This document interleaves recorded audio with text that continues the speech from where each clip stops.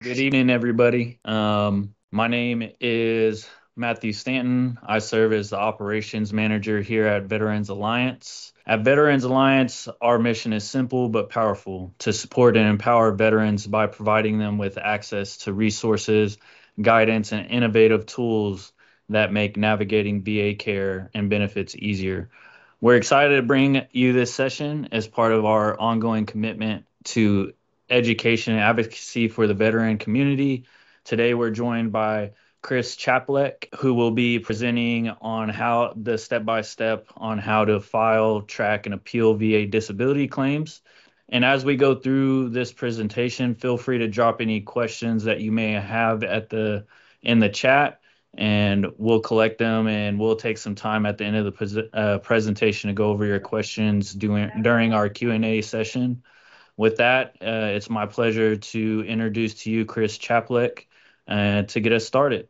All right, thanks a lot, Matt. I really appreciate the opportunity. Today's presentation is going to just be sort of an intro and overview of VA benefits. Some of it you may already know, some of it might be new to you, some of it might be a good refresher, but this is a very important topic. I think it's good for all of us to remind ourselves about from time to time. So we're going to talk about probably the biggest benefit, disability compensation, how you get it, what that looks like, what the roadmap is, how to build a strong claim for that compensation, the compensation and pension exam that always comes with a claim that you submit, what the decisions and the ratings will look like, and what you can do if you disagree with them. We'll also talk about some resources that are available to you in the event you want to pursue it. So a little bit about me. I'm a retired Navy veteran. I went to the Naval Academy a long time ago. Started my career off in submarines. Really enjoyed being on a submarine. Didn't want to stay on a submarine, and was looking for any other opportunity to stay in the Navy. The Navy has a program that lets some of us go to law school on active duty. I was able to get into that and went to American University in DC. Um, Spent the rest of my career as a JAG. And as I came to the end of my career in the Navy, I really wanted to be my own boss. So I used my GI Bill to get my MBA. And that post Navy career eventually led me to doing VA disability appeals in my own firm. I am an accredited VA attorney. That's going to be important later on in the presentation, but my accreditation number's up there, and I'll talk about the significance of that later on.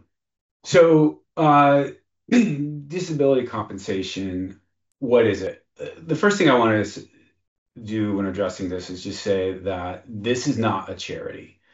Um, it is a benefit that you earned as part of the contract you signed when you volunteered to serve your country.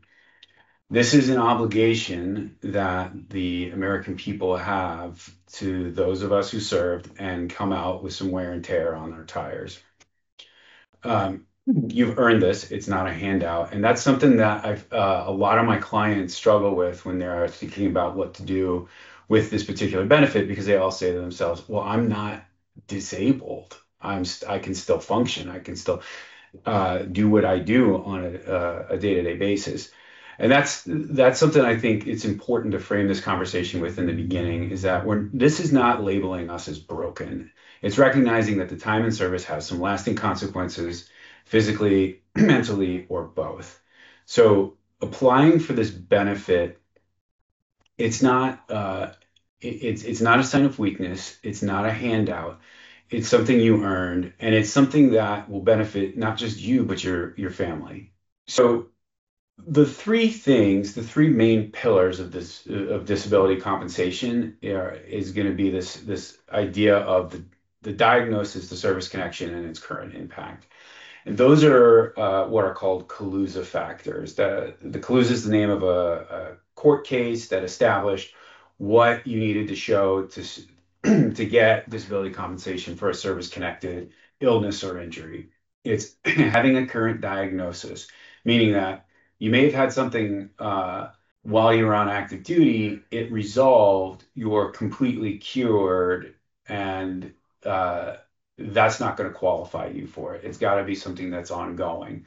Um, there's got to be an in-service event that caused it, and that in-service event has to have some connection to your service. So if you were in the Army or you were a Marine and you were humping a mortar, and now you have lower back pain, knee pain, ankle pain, um, that is that's an in-service event with nexus to your service. And if you continue to have that pain, that's a current diagnosis. That is what will get you over the hump. Those are the three things, though, that you're going to need to be able to show to get that. It's also important to know that you can qualify even if your condition didn't show up until years later. As long as you can show some medical link or you can show some kind of presumption. So an example would be the PACT Act presumption. You have upper respiratory issues. They got real bad years later. There's a presumptive link between your service and that condition. That means that you can still get compensated for it. So, there's really no statute of limitations here. It's never too late to file. The other piece of this too that's important to understand is that even if you have minimized your conditions or your symptoms, and that's very common in a lot of different fields. Pilots is the most common one I see where they did not want to get grounded. They did not want to lose their flight status. They did not want to you know, lose the ability to do their job. So they didn't report certain things, or they minimized their symptoms, or their flight surgeon told them not to report it. But now they want to get compensated for it later on. And just acknowledging that the culture at the time was do not report this or you cannot accomplish the mission, that's enough to get you over the hump and get you that service connected condition. So filing the claim, it is both straightforward and extremely complicated and hard to understand at the same time. The VA has a bunch of standard forms. You can fill out the forms. They on their face, they're not that difficult to fill out. It's the stuff that is happening along the way that if you don't do it right in the beginning, it's either going to, at best, drag out your claim because you're going to have to keep going back and answering questions from the VA or obtaining more evidence or going back and redoing exams if you don't get it right up front. One of the things, though, to keep in mind is that if you don't have your records, you didn't get your records right away, or you lost your records, as long as the government has copies of them, and usually they're stored in the National Archives or some other repository, then the VA has a duty to go get them. And if you have been treated out in town since you left the military and you are trying to get those medical records, the VA actually has a duty to go to your medical provider. You're going to have to provide a release for them, and you're going to have to do whatever your medical provider requires to release those records because they want to stay HIPAA compliant.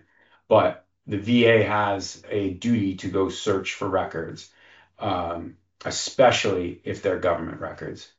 So really that process is kind of laid out here in the slide. Gather your records, file it either by mail or online or through a VSO or through an attorney like myself. Attend your exams when they're scheduled and respond to requests as they come in. Like I said, earlier, this is a straightforward process, except that it's not.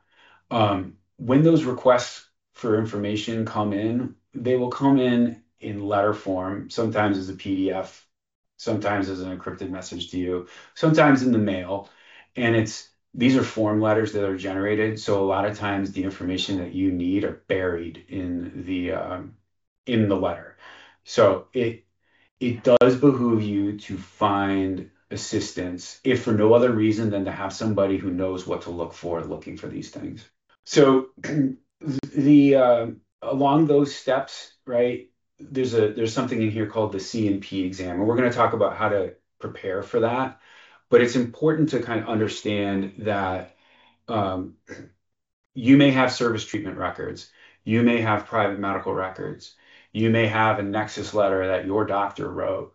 Uh, the VA almost always will schedule you for an exam by one of their providers or contractors. The CNP exam is the most persuasive thing that the VA considers. They're on paper, they're supposed to give equal weight to medical opinions from private providers or outside providers. They're supposed to give you the benefit of the doubt. You actually have a better than 50-50 chance, right? If everything is balanced for and against making a service connection, tie goes to the veteran. But the most powerful thing that you actually have some control over is what you say in your CNP exam. And so it is important to understand that what you're telling that doctor is going to be going straight to the reviewing official, and that's the first thing they're going to look for. We'll talk about this more in detail in a minute, but knowing that you're there to say, you're not there to say, well, I have knee pain. You're there to say, I have pain in my knees that is so debilitating I cannot crouch down and pick up my kids. Because you have to show some specific examples of how this is impacting your life. And then, of course, the decision will come. Um, it is That's where you're going to get your rating, and we'll talk about how that's calculated as well. Right. So on that first piece, right, what do you give the VA up front before they send you to those CMP exams? Well, there's, going back to those Kaluza factors, right? Current diagnosis, if you can provide them evidence of that, that is in your best interest. And even though they have a duty to go get records, it is better for you in the long run, and it certainly will make it faster if you give them those records up front. In-service event and nexus, you can establish that through your service records. You can establish that through your own statement, and you can establish that through what are commonly called buddy statements. If you have a friend, if you have a battle buddy, if you have a shipmate, if you have a spouse who can say, yeah, for example, like my husband snores so badly, it keeps me up at night and I have to sleep in a separate room, right? That is a very powerful piece of evidence for sleep apnea and for getting rated at a higher level for sleep apnea. If you have a spouse that writes, um, my husband's knees and back are so bad that he can't even hold our toddler, and it is uh, it's harming his relationship with our family. That is a powerful piece of evidence that the VA will consider for the severity of your claim. Because it's not just having that condition connected to your service, it's also showing the impact that condition has on your day-to-day life. So you want to gather this in advance, you want to organize it, you want to align it with what you're claiming, and then you need to be prepared to talk about it at length with your CNP examiner. Now, when you're talking about how your conditions relate to your service, there's four main buckets that you can draw from. All right. Direct is the most obvious one. I humped a mortar, my back hurts, and it hurts because I carried this heavy piece of equipment for miles over and over and over again throughout my entire enlistment. That is a direct service connection. There can be a secondary one. You can have tinnitus because you worked in the engine room of a ship. But because you have ringing in your ears, which can only be rated up to a maximum of 10%, that ringing causes you social anxiety because you can't clearly hear people in social settings. You can't go to a ball game with your family because the loud noises aggravates your ringing, right? Now you're starting to get into these are symptoms of conditions that are secondary to a service connected condition, and those are also considered service connected, and you can get compensated for it. There can be aggravation. I had anxiety when I came into the service, but my deployment to Afghanistan elevated that anxiety to a much more severe level. Or, yeah, I had some allergies when I joined the military, but because I work near burn pits, I have full blown sinusitis now, and I cough all the time. that is an aggravation of a pre-existing disease or injury that your service worsened. And then the fourth one is actually more of a catch-all. It's presumptive. And the PACT Act is something that you probably have heard about. Um, what that did is create a bunch of presumptions where you were in service and you served in the like you were on active duty and you served in the Gulf. You have these conditions. It's presumed, right? We just kind of cut to the chase, and we just presume, okay, your service caused that, and it kind of uh, gets you much further along without having to go dig for evidence and justify it. So again, right, those presumptions are very powerful ways to get rated for certain conditions. Agent Orange exposure, burn pits, toxins, um, the drinking water at Camp Lejeune. You hear about this lawsuit that's going on right now, the Camp Lejeune contaminated water litigation. That is separate from disability. So if you were at Camp Lejeune or another base that has been listed as one of these, toxic, these sites contaminated with toxic water, whether it was jet fuel, whether it was dumping these chemicals down the drain and into the water table. Air bases are a very common one. If you were exposed to these, forever chemicals, there are presumptions that can come with that. And even if it doesn't fall into an area that carries one of the presumptions, the logic follows, and you can argue for, like, hey, I was exposed to JP5 all the time. And that from these other things that causes these conditions, I should also be rated for that, right? The presumption allows you to basically just present the fact that you were on active duty in a certain location and you have a certain diagnosis. Boom, the VA is supposed to rate you for that. How severe that is, you still got to go through the C&P exam. You still got to show severity through your personal statements. But it is a way to get that hook of service connection, shortcut those collusive factors. So it is important for you to be thinking about these presumptions as you are developing these claims. So PACT Act, I mentioned that before. It's not a new benefit. It's not, you don't have any new rights, or you're not going to get more compensation because of the PACT Act. The PACT Act just makes it easier for you to prove that this expanded list of conditions, if you fall within the dates and times and service, that you are allowed to get, like, you get those presumptions. So here you can see, right, this is an area that the vast majority of us served in if you were on active duty in the last 20 years, even 30, right? From about 1990 on, we've had a significant footprint in the Middle East. And you can see that this also extends up to Afghanistan as well, right? So this is the map for presumed toxic exposure. The purple is if you were in the Gulf War area, which starts in 1990. And then after 2001, it expands into those orange areas. The map is a little different for particulate matter.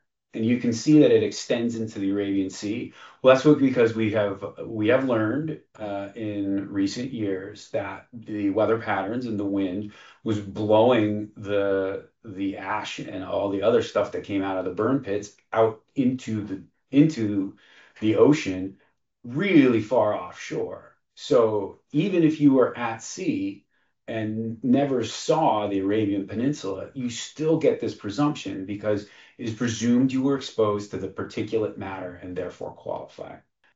This is a list of conditions that you get the presumption for. The point of this slide is not that you memorize it and you can spot it.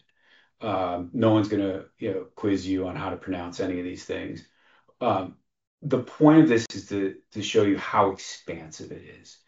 You should always ask the question, do any of my conditions qualify under the PACT Act? Because odds are, if you have skin, upper respiratory, anything that is cancer or cancer adjacent, irritable bowel syndrome, things like that, right? There is most likely a presumption that applies it that's how powerful the PACT Act is as far as like proving that this is a service-connected condition. So I mentioned the CMP exam. We talk about that in a little more detail, right? This is your chance to go in and tell the doc uh, how bad this is and how it affects you. The most important piece that people forget is they talk about the symptom, they don't talk about the impact. I kept using the example of like picking up your kids, where you can show that this is specifically limiting you in things you should be able to do. It's going to carry a lot of weight. The CMP examiner writes you up that way. Now, something to be on the lookout for, and this will segue into talking about appeals in a minute. Not all CMP examiners are created equal.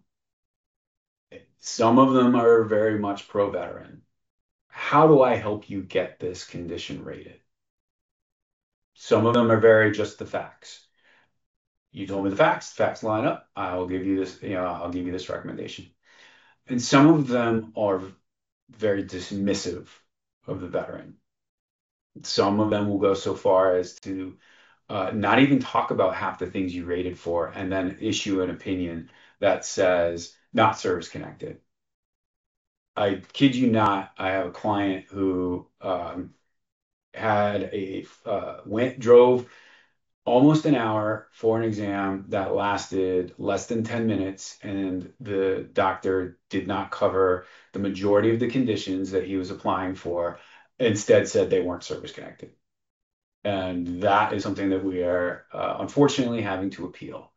So you can't control who you're going to get. You do have some recourse if you're seeing another doctor who is rude and dismissive of you, or seeing the same doctor who is rude and dismissive of you. You can request another one. But the one thing you can control is the level of detail and the specificity that you give the CMP examiner when it comes to your conditions. And this is not a time for you to be stoic and resilient and show how tough you are. The joke is the worst thing you can say when the CMP examiner asks you how you're doing is fine, right? You have to go in there with the mindset of, I have to describe the worst day of I have to, describe how I feel on my worst day, because that's what they need to hear. They need to know the severity of what this condition has, so that they can write you up and give you the best shot at getting the rating you're entitled to because of how this impacts you. So do not sell your condition short when you are talking to them. That being said, you've got to be honest. You cannot contradict what your medical records say. Otherwise, you lose all credibility. And if you lose all credibility, then if you get that denial, overcoming it is going to be real tough. So after the CMP exam, the claim goes back to the reviewing officials. They look at it. They take the recommendations of the examiner. They look at the records and they come out with a decision. And that decision, it will give you a rating of each individual condition, and those individual conditions will give you a combined rating. And that combined rating will determine what your monthly compensation is. As you can see from that little chart, right? I mean, it's not to scale, but it demonstrates sort of what we're talking about, ballpark, right? Going from hundreds of dollars a month to, with dependents at 100%, you're approaching 4,500, right? It's like 43 something or 42 something. It's a significant benefit because it's tax free. The government does not include, like, they do not tax this. And because the federal government does not tax it, the states cannot tax it. So this is tax-free compensation that gives you a very nice safety net, especially if you served, 8, 10, maybe 12 years and didn't get a pension. This can be a substitute for that, because it lasts the rest of your life. And with those specific ratings come other ancillary benefits. 30%, that's kind of a magic number because a lot of service disabled veteran-owned businesses unlock contract set asides, things like that when you are 30% or more. Hiring preferences with not just the federal government, but state and municipal government. You can get that when you kind of hit that 30% benchmark, right? Each thing you're applying for has its own criteria, but a lot of them line up with 30%. You get 10, you're getting your VA funding fee waived on your VA loan. If you get 100 and you are also considered permanent and total, those are two different things, but they overlap very closely. Because not everyone who's 100% is 100% permanent and total. Um, Permanent and total means that you have a condition, uh, or you have enough conditions that add up to that 100% that will never get better. Musculoskeletal conditions, upper respiratory, and a lot of times mental health get you there because those are conditions that can only be managed. They cannot be cured, right? If you're 100% permanent and total, you'll qualify for something that's called, like, commonly called Chapter 35 benefit. That means that if your dependents go to school, down in, like, undergrad, grad school, they go to college, they get over 1,500 a month tax free in a stipend. So you can transfer your GI Bill, and if they use that GI Bill to go to school, they can also get this stipend. If you live in California, and you get any service-connected condition, so you could get a 0% on tinnitus, and you qualify for something called the CalVets waiver, which means in-state tuition, if your kids are California residents, is waived. So you can send your spouse to Berkeley or UCLA, because it has to be a state school, but you can send them to that school, in-state tuition's waived, and if you're 100% permanent total, they get a over $1,500 a month in a stipend while they go to school. Like, these are very powerful benefits that benefit your families, not just yourself. And if you are on the fence, if you do feel like there is a stigma attached to just because they call it disability compensation, it's not just compensating you, it's compensating your family for the sacrifices they made while you were gone. So that is an important consideration, something to think about as well. Now I'm going to talk about VA math. There's this comedian, Nate Bargatze, who talks about new math, and it's like, oh, I can't have you come in through the front door. You have to actually walk around the back and go through the fence, and then you have to kind of go step up onto this, climb up over the swing set and climb back down, and then come into the sliding glass door. And it's like, well, why can't I? If I come in the front door, doesn't it get to the same place? Yes, but it's new math, right? It's a new way of doing something, right? I don't do the bit justice, but that's kind of what VA math is like. It's not additive.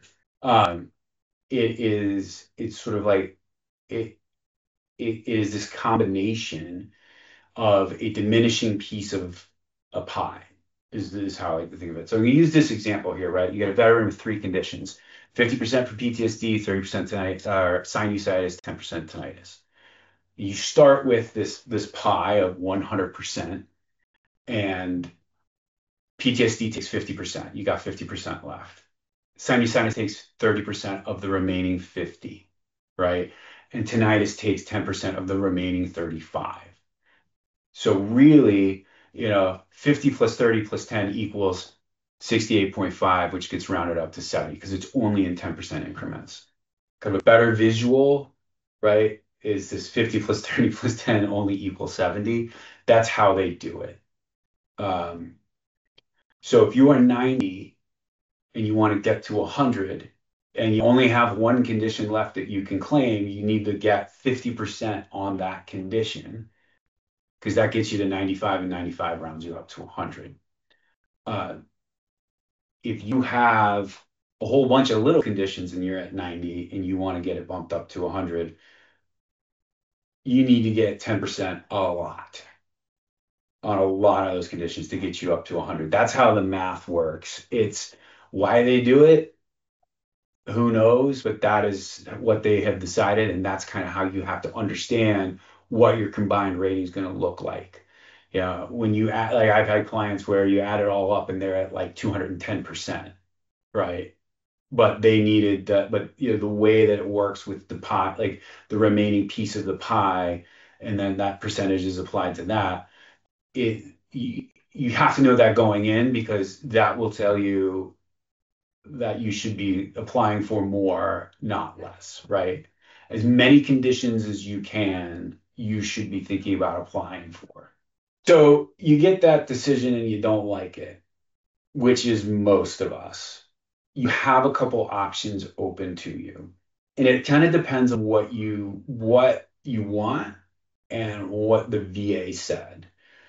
So the flow path that we like at my firm is we'll look at the initial claim and the initial decision letter, and we'll look at where are the gaps, and we'll file a supplemental claim on behalf of our clients. Supplemental claim is where you add new and relevant evidence. I think that's important because it expands the scope of your record.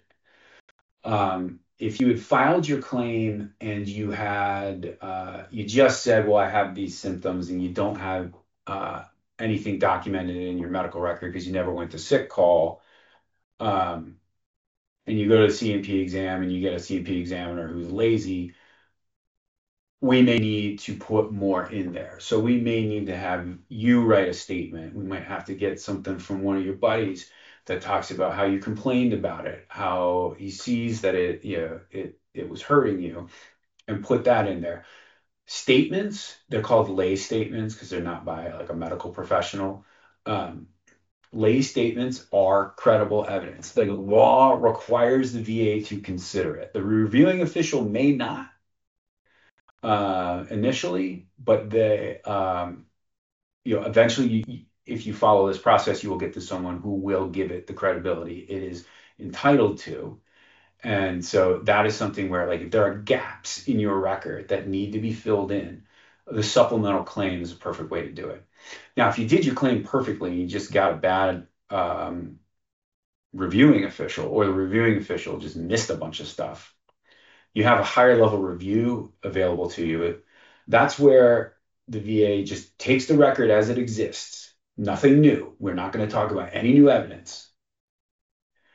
They're just going to have a more experienced reviewing official look at it. It's like having a second set of eyes who is more experienced look at this and say, did we get it right based on what we had in front of us? I am not aware of any hard numbers on this, but the anecdotal evidence I have is that the higher level review goes better when you have a lawyer doing it, as opposed to a claims representative who is not a lawyer, or yourself. And that is because there are certain phrases that are written into the law. And I'll give an example of migraines. But those phrases matter. And if you don't say it, you could describe everything to a T. But if you don't say the magic word, the reviewing official may miss it and not grant you the condition with the rating. So someone can have migraines where they're saying like, oh my God, they're so debilitating that when I get them, I have to lay down. And they're like, done, or 0, when they're entitled to much more, because the magic word is prostrating. These are prostrating migraines, meaning I had to lie down.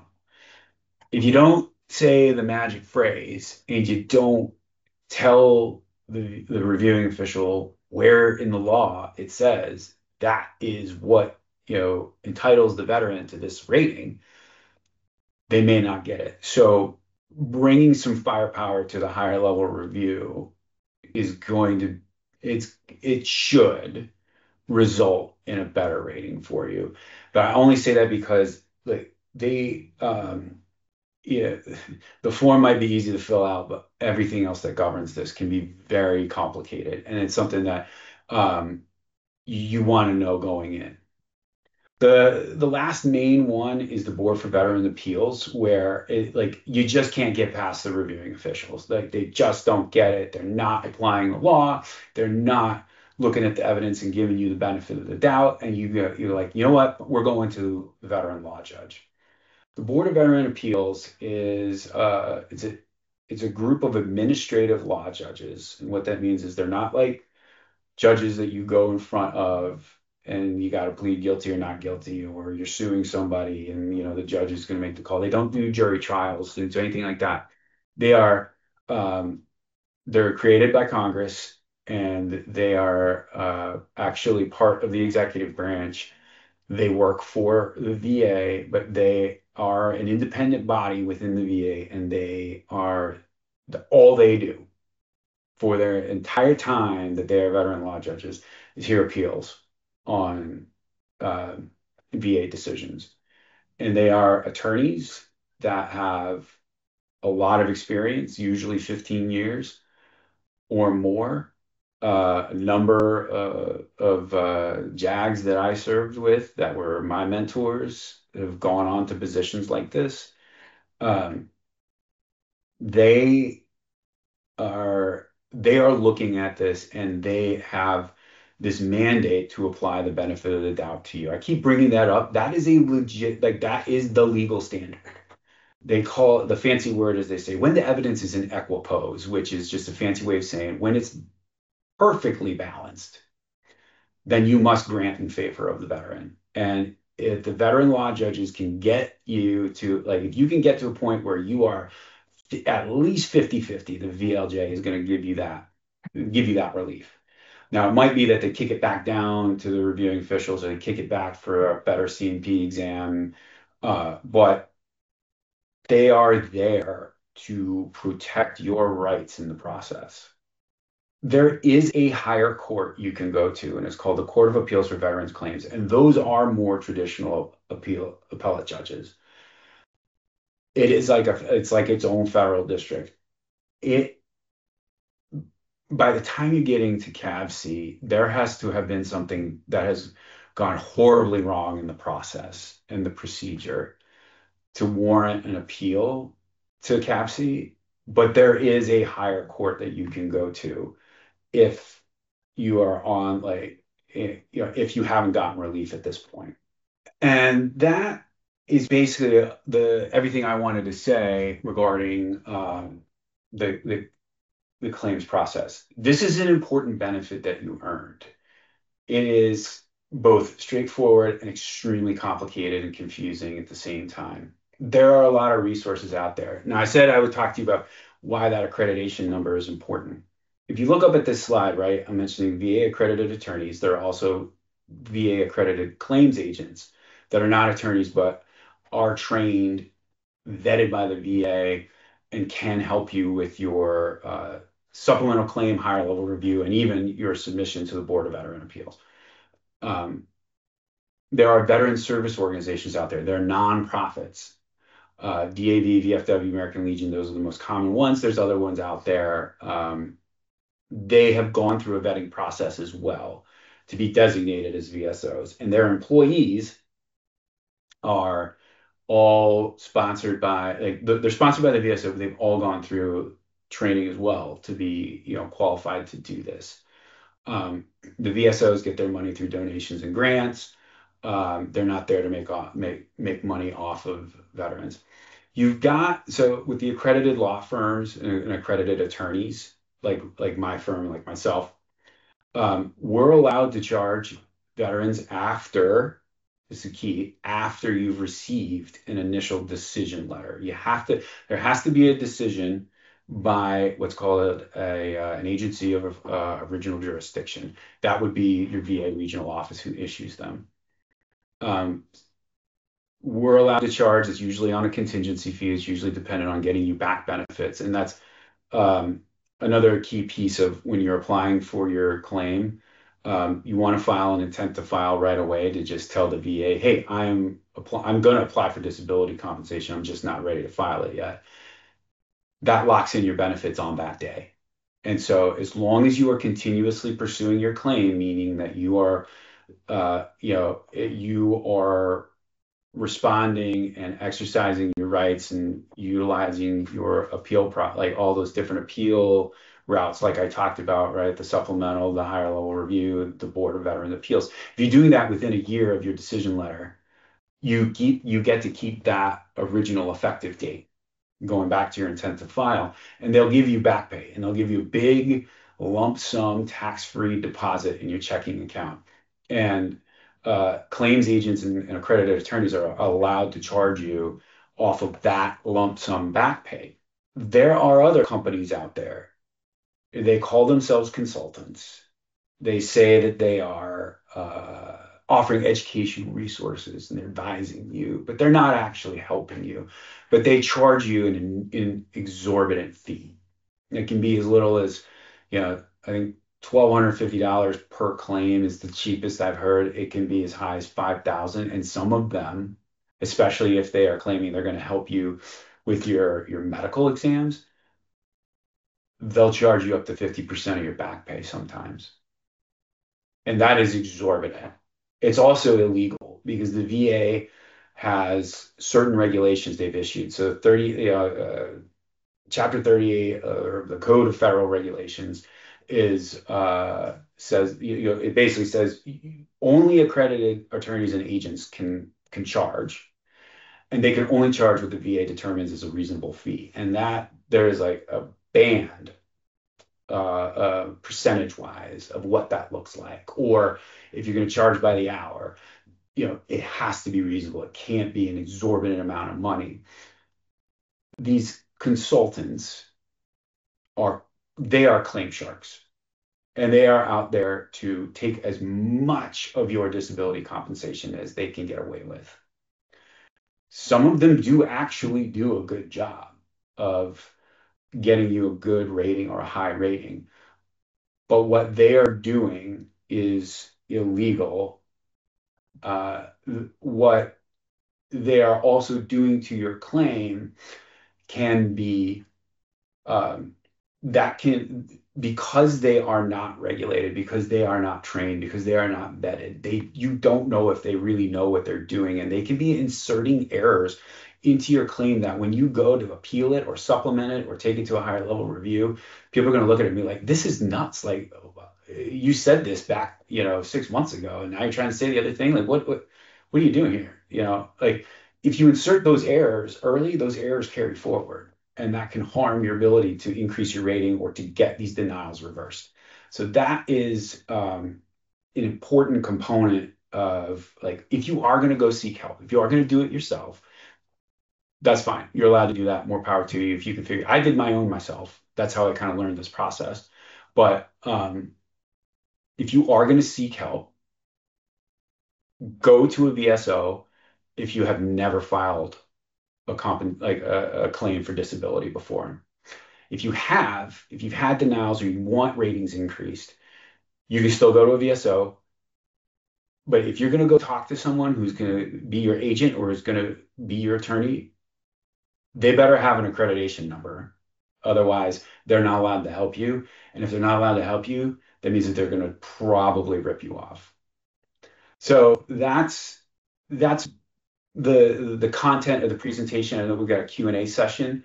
I just want to say, thank you to Veterans Alliance for giving me the opportunity to kind of, put this out there and help educate you. I think the most important thing is that we as veterans kind of spread the word about this process, because I certainly was relying on the old salts who were telling me, like, hey, I knew a guy and he did it this way, or I knew a guy who claimed this, or hey, I just retired and I did this, right? And it's like that kind of like that word of mouth it's not a bad start, but unless you get the rating you want right out of the gate, and few of us do, there are a lot of resources out there, and having you understand the process and then knowing who you can go to, I think that puts you in the best possible position to get the benefits that you earned.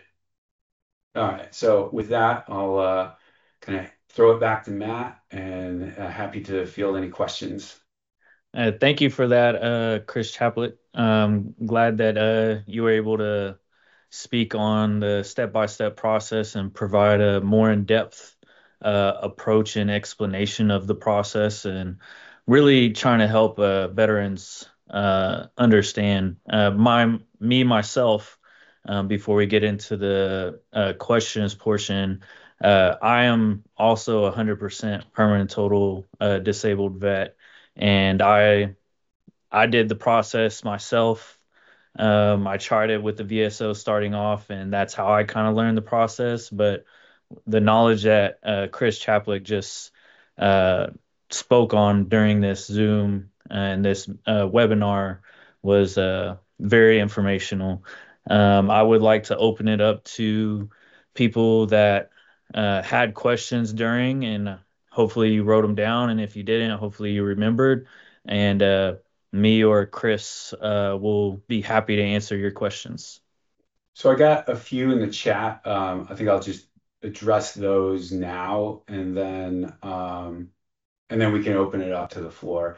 Right. So the first one was, are CNP exams the same as VES exams? So yes, VES is a company that the VA contracts with, and they provide nurse practitioners, doctors, nurses, physician's assistants.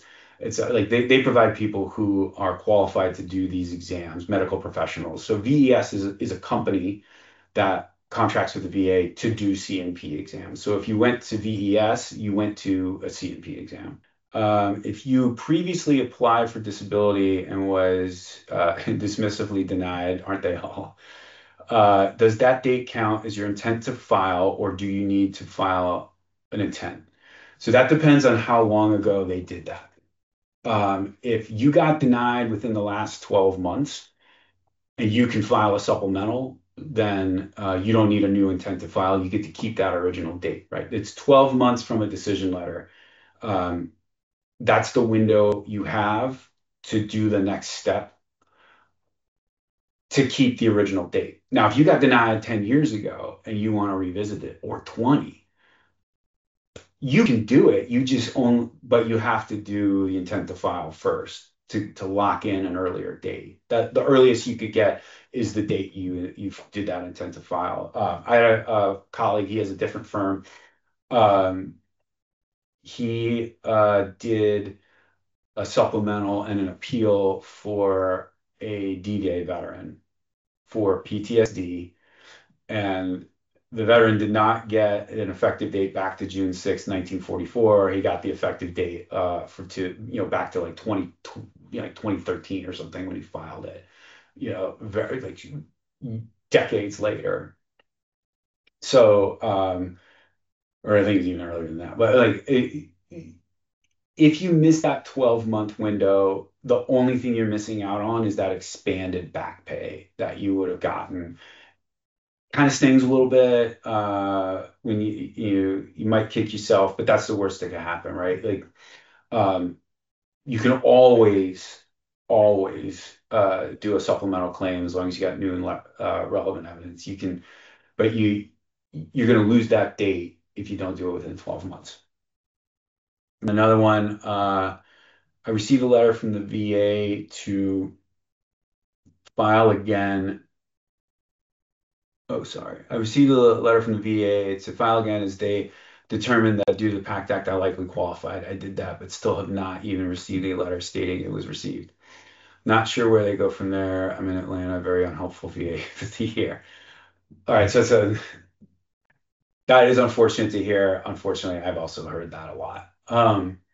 So there is something called a statement in support of claim. It's a standard VA form. Um, I've had this issue come up before. I actually had this issue come up with someone, and it was a very simple fix for them, and so we didn't even take the case. We just told them like, look, fill out this form and say these magic words. You are like I submitted. So what it'd say is like, you would say, I resubmitted my claim based on PACT Act conditions that you said I might be eligible for. I have not heard from you since. You are failing in your duty to assist. Please, something as simple as that now has inserted a legal error into the record that they are failing in their duty to assist because they're taking so long. This is something, unfortunately, that happens more than I like to say. There are veterans who have had they have a decision letter where like three of their 15 conditions were decided and the other 12 were deferred. And then the VA has done nothing in 3 years. Uh, the way you kind of jumpstart that is you accuse them of failing in their duty to assist. That's the duty to assist is the magic phrase. If you send that to them and you send it on their form, um, that's going to get them rolling. And if it doesn't get them rolling, you can get an accredited attorney or an accredited claims agent or a VSO to engage with them and get them rolling. Um, let's see. If you receive no back pay, can attorneys and consultants charge you? And the example here is at 50%, have been retired for 10 years, finding there's some hardship and finding it difficult to cope, has a couple conditions here. Yeah, so if you receive no back pay, um, then the contingency fee is zero. Under certain circumstances, like in a circumstance like that, and this is so I'll give you a real life example too, is there are people there are at least like in the Navy there are certain fields like naval flight officers they get sometimes because so many of them have to come in at the O1, O2, O3 level, but there are so few O4 billets, and their service commitment takes them, well into when they'd be eligible for O4. A lot of them FAS, like they fail to select, and if they fail to select twice, they get severance pay. And if they take the severance pay and they leave the Navy at the end of their commitment, um, they and they apply for disability, they can't get both. And so when someone wants to bump up their rating, but there's not going to be any back pay, you may find that the agents or the attorneys will only do it for a flat fee or will only do it on an hourly base, like charge you by the hour, like do billable hours. Um, those still have to be reasonable. And if you do it and you get an invoice and you don't like it, you can contact the VA's Office of General Counsel and you can say, this was an unreasonable fee. I want you to admonish, I want you to tell me whether I think this is, whether you think it's reasonable or not, right? Um, so you do have some recourse in that regard, and like attorneys hate fee disputes, so if there is a risk that the OGC is going to say, yeah, that is unreasonable, you shouldn't have charged them that much, right? You're most likely going to get some money back, or they're probably going to do a reasonable fee up front. So one of the benchmarks, there's a thing called the Equal Access to Justice Act, and for those of us who practice and are authorized to practice in front of the Court of Appeals for Veterans Claims, we can submit like a billable hour invoice to the federal government on behalf of our client, and we'll get paid an hourly rate. That hourly rate is set by a court, and so that is per se reasonable. And that's like, sometimes it depends on the circuit. Like in the Ninth Circuit, it's around $260 an hour. If someone's going to say like, yeah, I'll do it by the hour because there's not going to be any back pay, if they're going to charge you more than $260 an hour, it's probably unreasonable. Um, that, but that is in a situation where you don't think you're going to get back pay. Like in the circumstance that you put out here, you're at 50, you've been retired. So you've been retired for 10 years, right? This is a circumstance where most likely the attorney or the claims agent would do an intent to file for you. And that from that date to the date you get your new decision, there will be back pay. And that's what they would take their fee out of. Whatever you get it increased to month, that's all yours. Um, Next one, I receive 70%, where 50 is for sleep apnea. Is there a possibility that they will increase my rating if I want an increase for acute sinusitis? And you diagnose. I mean, the classic lawyer answer is maybe. But yeah, like if you have additional conditions, especially if they're secondary uh, to the sinusitis, or maybe they're contributing to the sinusitis, or I'm sorry, the sleep apnea. Yeah, there's ability that you could get increased, but there is a concept though you got to be worried about. It's called anti-pyramiding, and the VA doesn't let you stack your rating for what is essentially the same thing. Um, if your acute sinusitis is different enough from your sleep apnea, it's allowed to contribute to it, but if it's too close, they won't rate you for it, or you could run the risk of having your sleep apnea lowered to give you a rating on the acute sinusitis. Now, based on the fact, like I don't have enough facts to give you an opinion on that, and I wouldn't do that in this forum anyways, because you're entitled to attorney-client privilege and confidentiality, uh, for whoever you talk to. But the concept you got to be on the lookout for when you are looking to increase your rating is you got to make sure that you're not um, trying to stack condition, like different shades of the same condition, right? So it's like, you know, you can't have red and pink and burnt orange and call them three different things. That's you, you gotta like it's gotta be something. It can be related, but it's gotta be different enough that it warrants its own independent rating. Um, Now, the clear cut answer is if you have a 70% rating and you sleep apnea is 50%, but you also have lower lumbar issues that you haven't gotten rated for, you clearly are not going to get your sleep apnea lowered for that. Um, Next one, what percent of claims get appealed? So it depends on the year, but traditionally there's about 1 million new disability compensation claims that the VA gets. And the Board of Veteran Appeals issues around 100,000 decisions a year. So not every one of those million is like an initial claim. Some of those are supplemental claims, and some of those are higher level reviews. So those are sort of internal appeals or expanded claims. A ballpark, though, is around 10 to 15% of claims are probably going to go to the board. And there is some data on, you know, like what improves your odds of success.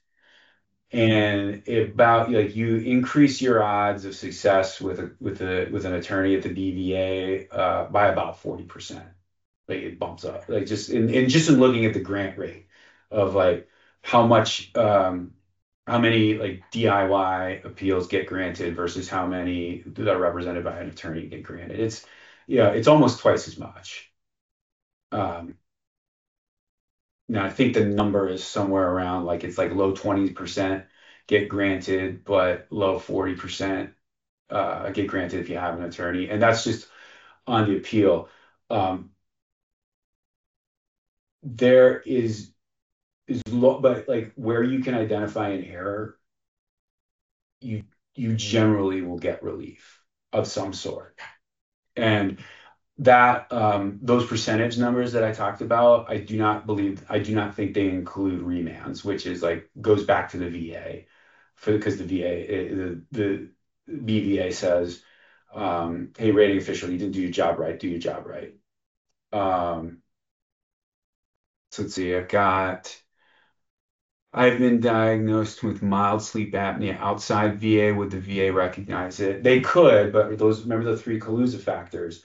You got to show those. So if your sleep apnea developed long after service and you can't find a hook to to an in-service event and show a nexus to service, they won't. But if you can, right? If you can, and this happens a lot, things just manifest themselves later. Then you can get that sleep apnea recognized. That's definitely something where like you definitely want to follow up with someone who's got experience with this and have them take a look at your records. Marine vet air, hoorah. My career deployment and burn pits in Djibouti destroyed my health. Djibouti is a nasty place. 90% fibromyalgia wasn't on my initial, like, I'll have to do that later. All right. Sorry, everybody. Fibromyalgia diagnosis wasn't on my initial claim. Fibro is the reason I cannot deploy. Sinusitis, prostrating migraines, likely to get you to 100. All right. So you got fibromyalgia, sinusitis, prostrating migraines. If you can get, so I'll give you, so if you have 90 now, you got 10% left of the pie. If one of those, if prostrating migraines gets you 50, right, you're at 95 and that gets rounded up and that's 100. If it gets you to 30, you've got 7% left. And so to get, you would need another condition with 30 to get you 2.1, which gets you to 95.1. That gets you to 100. So, you know, those three, um, definitely a good start. And there's probably other things that we could look at to bump them up, to bump up as well to kind of get you over the hump.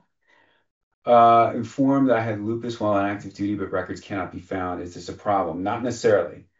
If the records are lost, and this is not this is not a new problem for the VA. There's a huge fire at a record repository back in the 70s, and so tons of Vietnam era veterans had their records destroyed. Where there is a gap in the records, you can piece it together, and you can piece it together through a personal statement by yourself. I would go so far as to say, like, if you can get an affidavit that's notarized that you accompany, that you kind of attach to your statement and support a claim, and you swear to it, that's powerful evidence, right? Sworn testimony is extremely credible evidence. And if you're doing it in a statement, no one's going to cross-examine that statement.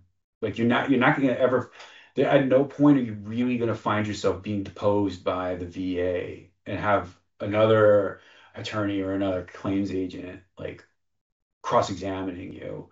So if you can swear that is the truth, right? Because you also don't want to commit any kind of, like, you don't want to commit false statement. And then yes, that you can start piecing that together with your own statement. If you can find people who served with you that can talk about this, you can get that even makes it more credible. If you can get, obviously, like if you have your records now from your current medical provider to show you have a current diagnosis, and you can show that there's been this continuity of treatment and that it still exists, that's credible, and they have to accept that. Then they'll send you to a C&P examiner, and the C&P examiner will have to look at all of that evidence. And the C&P examiner may, if they're hostile, try to trip you up, maybe. But I've never heard of an example with the only horror stories I've heard from C&P examiners or that I have experience with is when they just don't they just blow you off. So um, all that, like, long way of saying I need to, or you can piece that back together without your records. And if they exist somewhere, like, and this is a common thing, right? Like a lot of pilots, like we'll kind of work with them and we'll help them draft a personal statement, um, where they talk about not getting it in their medical record and why.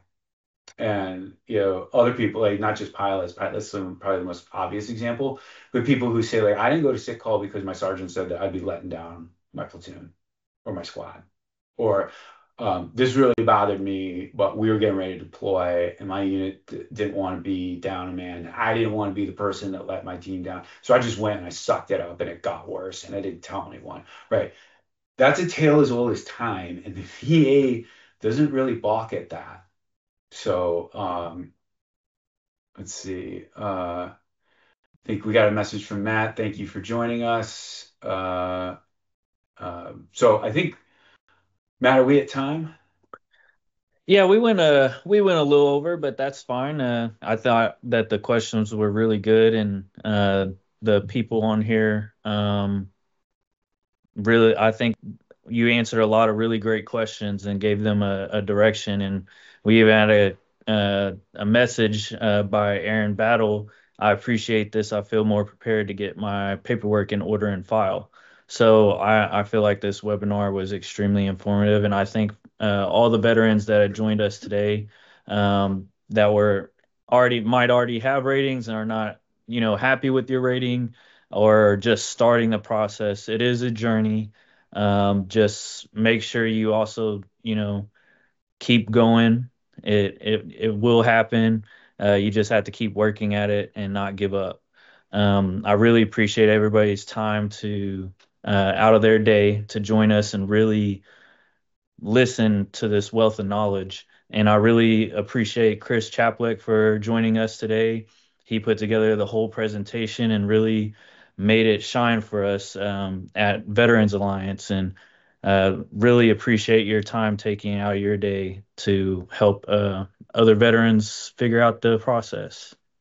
It was my pleasure. Thanks everybody for showing up. Hopefully this helps, and yeah, there's resources out there. They're there. They're there for you. Use them. Don't hesitate. All right, everybody. Well, I think that wraps it up.